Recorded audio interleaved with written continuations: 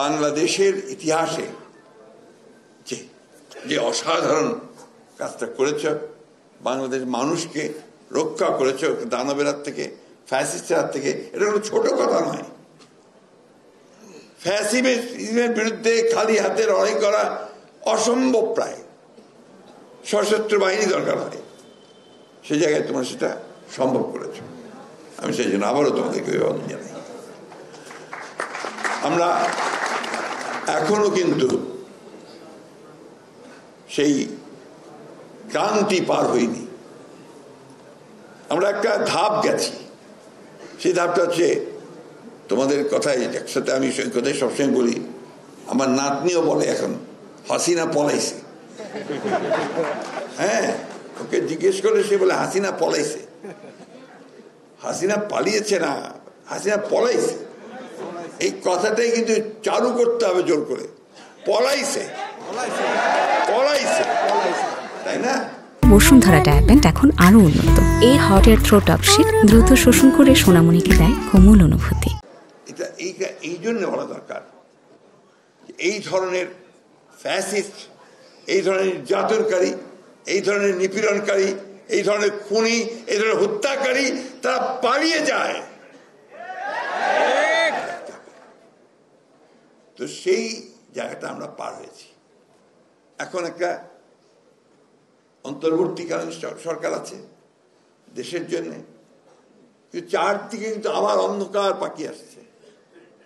এটা নিশ্চয়ই তোমরা ভালো করে জানো। আমি খুব কষ্ট পাই, ভীষণ কষ্ট পাই যখন দেখি যে আমাদের ছেলেরা মারামারি করছে কলেজে কলেজে। এই এখন যখন তোমরা এত বড় একটা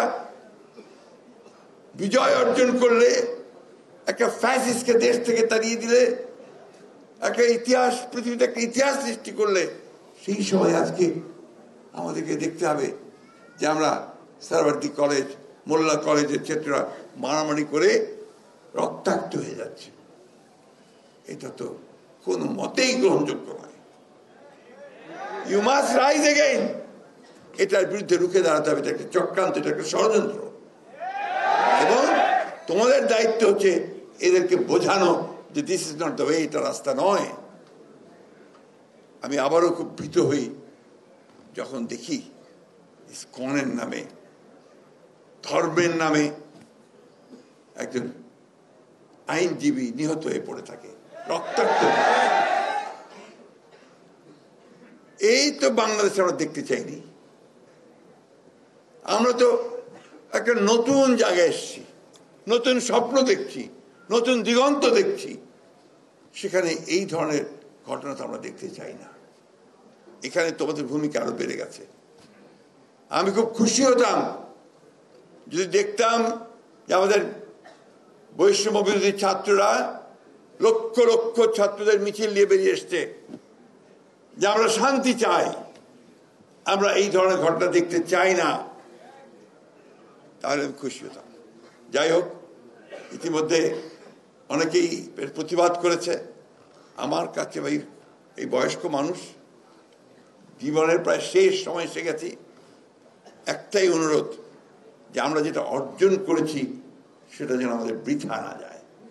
কারণ সীমান্তের ওই পারে ফ্যাসিস্ট বসে আছে, তাই না? সীমান্তের ওপারে বসে আছে। ওখান থেকে নতুন নতুন চক্রান্ত, ষড়যন্ত্র করা হচ্ছে।